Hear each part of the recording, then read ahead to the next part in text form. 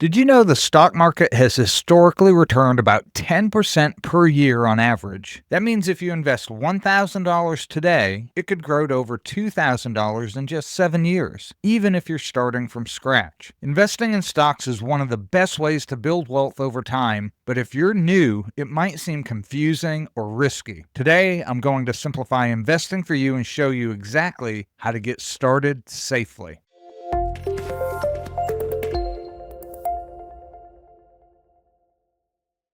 Welcome back to Simply Money. A lot of beginners are afraid to invest because they worry about losing money, especially after seeing headlines about market crashes or hearing stories about people who lost it all. Maybe you're thinking, I don't know enough about stocks, or investing is only for rich people. These are common fears, but the truth is anyone can start investing with just a little money and the right plan. Here's what you need to know. First, the types of stocks. Think of stocks as tiny pieces of a company. For example, if you buy stock in Apple, you own a small part of Apple. Stocks come in different sizes. Large cap like Apple or Microsoft are big, stable companies. Mid cap and small cap are smaller companies that might grow faster but can be riskier. Second, researching stocks. You don't have to be a financial expert. Start by looking at basic things. Is the company making profits? For instance, Coca-Cola has been around for over 100 years, making steady profits. That's usually safer than a brand new company with no track record. And then third, diversification. Imagine you put all your money into one stock, say a single airline company. If the airline industry struggles, you could lose a lot. But if you spread your money across tech, healthcare, and consumer goods stocks, you reduce your risk because all industries won't fail at once.